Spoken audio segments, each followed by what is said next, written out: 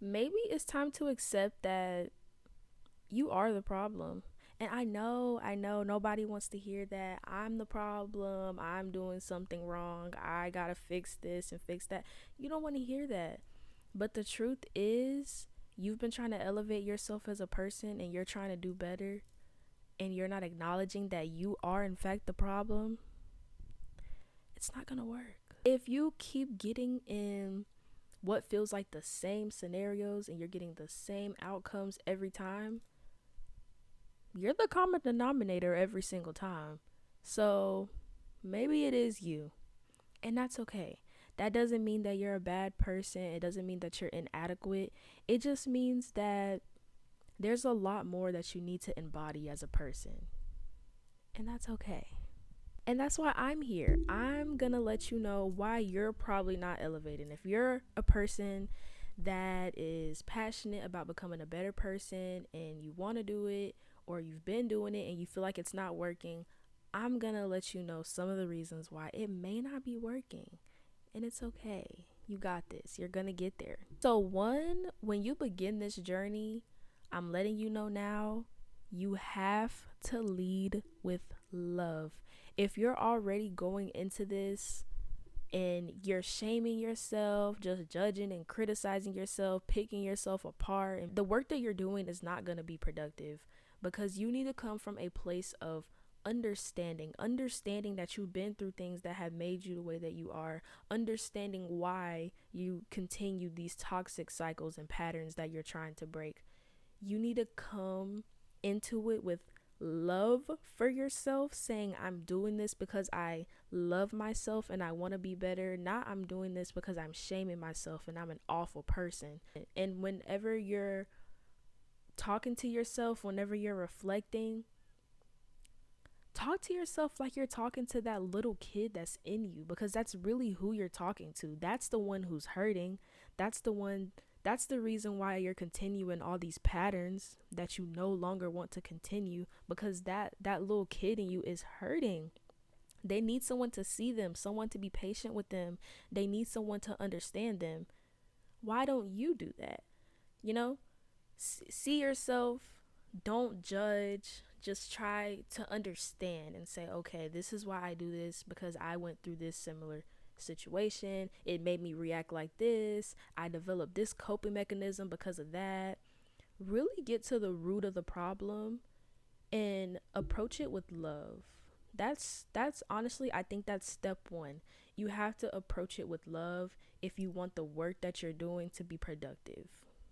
Another one is having that victim mindset. And I've definitely had this type of mindset before, where you're a person and you've been through a lot, and it just seems like everything in your life is hard. Everything is problems. Nothing goes right.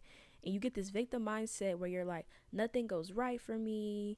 Like, why is my life like this? And then you start looking at your parents. Oh, it's all your fault. The reason why I'm like this. And you point at everyone that's done you wrong. It's their fault why I can't do something, or why I don't know this, or why I can't be a certain way. And you start to pity yourself so much where you feel helpless. Like, I'm the victim and it's everybody else's fault why I'm like this, and that's why I'm miserable. Now, I'm not taking the blame off those people that did you wrong, but how long are you going to keep blaming them? Like, eventually you're going to have to say, okay, someone did something to me that I didn't deserve, but what can I learn from this? How can I grow from this? How can I turn this into something good? You're not helpless and you can do better for yourself. You deserve better, and it can get better if you believe that it will. But if you just believe that you're a victim and you're helpless and there's nothing you can do and it's everybody's fault, then that's what it's going to be. There was this quote, and I don't know exactly word for word what the quote said or who even coined this quote, but it was like, the man who believes that he can and the man that believes he can't are both right. It's all about your mindset. What do you believe? If you believe you can, you can. If you believe that you cannot, then you will not. If you're trying to elevate, you're definitely gonna need an outlet. You need somewhere to express yourself, somewhere to express your emotions. I know for me, I was not a very vulnerable person, so I did not like to open up to people. I didn't like talking to people, and I literally was just bottling up everything because I did not have an outlet. You need to express yourself somewhere. For me, where I started was journaling, and journaling has literally changed my life. Journal, talk to someone. You have the voice memo app, record voice memos, talk to yourself. You have to have an outlet. You can't keep holding those things in. And I specifically recommend journaling because whenever you journal, you can go back and read it. You can tie things together. I've tied so many things together because of journaling, writing it down, going back, looking at it later. Oh, this connects with this. Oh my gosh, I said this and I also wrote this, and these things connect to each other. Wait, is maybe this is the root of the issue. Like whenever you're writing things out, it just, I don't know, it's a different form of expression because it's like you can see it and it just feels more real when you write it down. I have this journal right here. I love my baby. I literally decorated it so it can look pretty, so it makes me want to write in it. I'm telling you, all you need is this and this. Get an outlet. You need something. You have to have people to talk to. And that honestly is the perfect transition into my next point, which is the people around you matter. Who you surround yourself with matters. Whenever I began my journey where I was like, okay, I'm going to be a better person, the amount of people that left my life, the amount of people I had to cut off, insane. But you have to do it. Like, you have to. You can avoid it for as long as you want to, but at some point you're going to be like, I can't keep avoiding this. It has to happen. There are some people in your life, people that you may love the most, that you will have to no longer allow them to have access to you, or you may need to cut that access down. Because let's say you met a friend, right? And when you met this friend, y'all were both going through the same thing or similar things, dealing with similar traumas, and so you bonded over that. And maybe you guys have some of the same like patterns, things that like are not necessarily good for you, but they relate to you. So you're like, oh, wow, finally someone that relates to me, because that's all we really want at the end of the day, to be understood. But then you get to a point where you're like, I no longer want to do these things. I want to do better. I don't want to keep continuing these patterns, but they're comfortable with it. They don't want to do better. And you're a person where you're like, no, I actually want to do something about it, you know, and they don't want to. They got to go. They simply got to go, because why do you want people in your circle that do not align with what you're doing in your life? If you want to be a better person and they don't want to be a better person, when you become that better person, what are y'all going to have to relate to each other with? Like, how are y'all going to relate to each other? How are y'all going to continue a healthy relationship whenever they're comfortable? They're okay with being toxic. They don't want to be better. They're like, I'm cool right here. But you want to keep elevating, they got to go. And it will hurt. I'm telling you, it's going to hurt. It is a grieving process, and it is especially hard to grieve people that are alive, because you want to reach out to them. You want to see how they're doing, but they're no longer serving you though, and they have to go. It's either you or them. What you gonna pick? Because at the end of the day, you're living your life. They're not living your life. Let them continue their cycles and let it affect their lives the way it is. You don't want that to keep affecting your life. You're trying to do other things. And that may be your closest friends. It might even be family, romantic partners. And that is a really, really big one, because I feel like when it comes to dating, people put up with a lot in their romantic relationships that they wouldn't with like friends and stuff. And I feel like that's a whole other conversation that has to do with a whole bunch of like your parental trauma and stuff. But again, that's why I said have an outlet. You need to unpack that stuff because it definitely affects the way you show up in all of your other relationships. You may have a romantic partner that you really, really love, but they're holding you back. They gotta go. They gotta go. Like, and that may seem like it's the love of your life, but the love of your life would want to elevate with you. I'm telling you this right now. And you're never gonna meet them if you're still holding on to that person. So let them go. And it's gonna hurt and it's gonna be a grieving process, but it is essential to your elevation. Whenever you're removing a lot of these people from your circle, most likely what's going to end up happening is you're going to go into a period of isolation. And this period of isolation, I will say when it starts out, is probably going to be really rocky. A lot of the times it's going to get worse before it gets better. And that's something people need to talk about more. Your life is going to get really hectic before you can even get the better life that you want, because you're changing everything. You're having a whole refresh, refreshing your habits, refreshing your mindset, refreshing the people in your life. And so everything is gonna seem so chaotic once you start. It's a lot. And so whenever you first start isolating, it's probably gonna feel lonely at first. It feels like that. Focus on you. Although you may feel lonely and you're grieving all these people that you just lost, get back to the whole point of why you're isolated, because you're here to focus on you. This is a time where you can put all of the focus on what you need to do, what's going on in your life. That's what's important right now. And so spend your days, getting to discover yourself. Get to know yourself. That period of isolation allowed me to truly learn who I was, because there are a lot of things that I thought I was into, a lot of things that I thought I wasn't into that I actually was. And I honestly just needed to learn who I was and get comfortable with it and get rid of the people that made me uncomfortable with who I was. So when you're isolated, spend all that time and energy on you.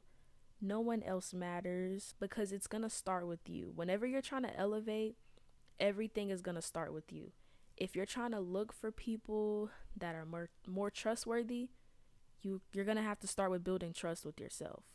If you're looking for people that are going to give you a healthier love, you need to give a healthier love to yourself.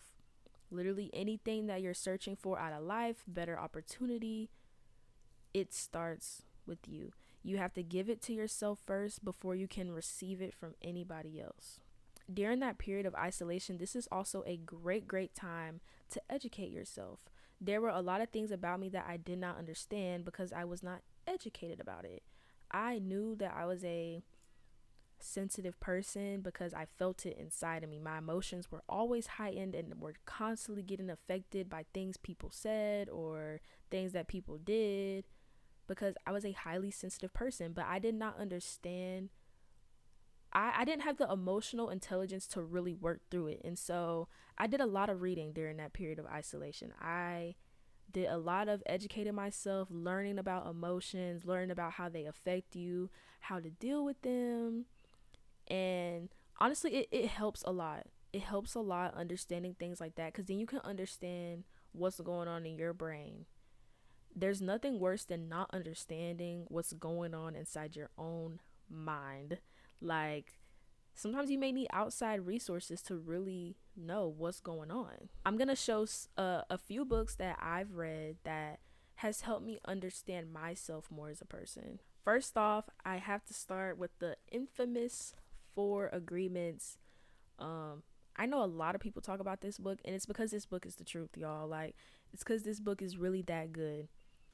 The 4 Agreements is amazing for anyone trying to elevate as a person, because it tells you about 4 different things that you can do to literally reprogram your mind, how the way you the whole way you move, the way you see life and everything. This is going to help take you there. And I definitely recommend this book. This is a great first read for anyone that's trying to elevate as a person. And then this is the fifth agreement. The fifth agreement, it summarizes up the four agreements, and it kind of gives you like a different perspective on the four agreements. So this is also a great read. And then it adds a fifth amendment at the end, which I also think is great. So this is a really good read too.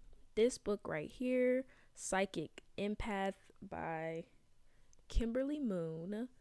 This is a good book for anyone who is highly intuitive and you feel like you've just always been very connected to your emotions, like sensitive, how I was, feel very sensitive. If you feel like you're a clairvoyant person, this is an amazing book to understanding all those things about yourself and also tapping more into it. Great read.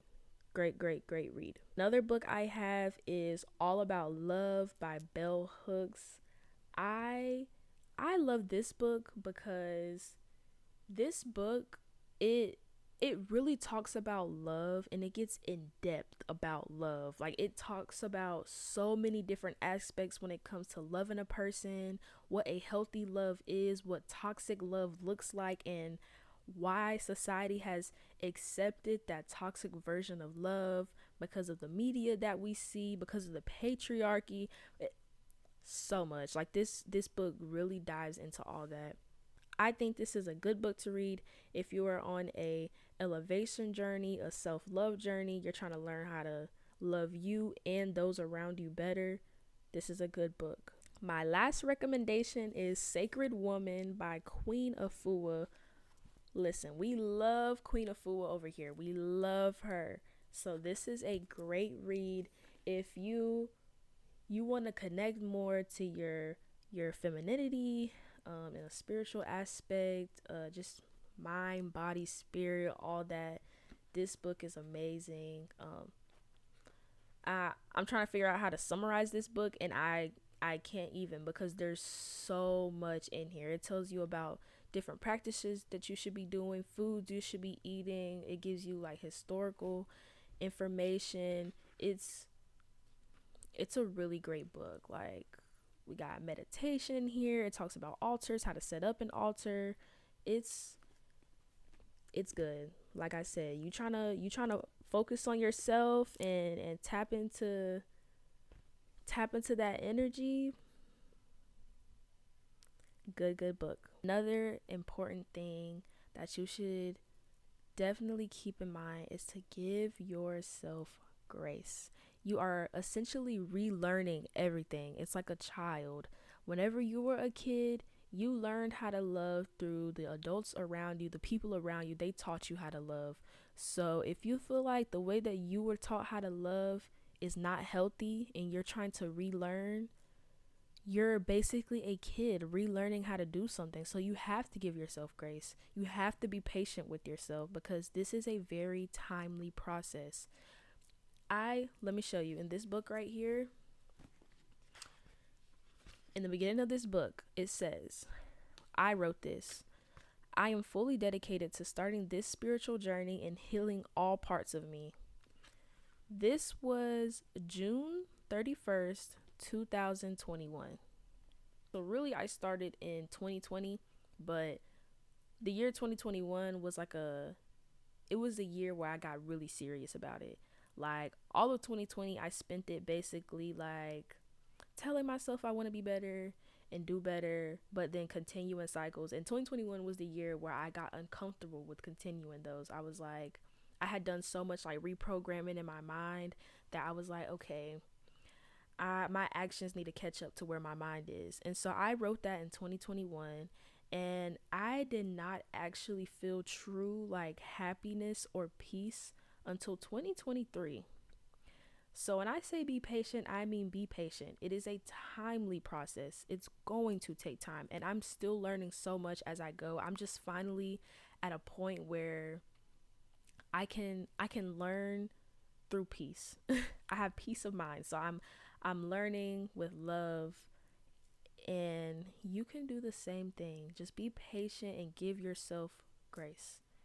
You will get there. that's pretty much all that I have to say today. So I thank you for listening to me, and I hope that this journey that you're on, or this journey that you are about to begin, goes well for you. Remember, it is your own unique experience. It's not going to look like everyone else's. Do what works for you. Lead with love. Be patient. Express gratitude. Have an outlet. Make sure you have good people around you. Educate yourself. You got this. It's going to be okay. You got this. We got this, because you are never alone. Keep going. All right, I'm out of here. Y'all have a good one, and y'all stay safe.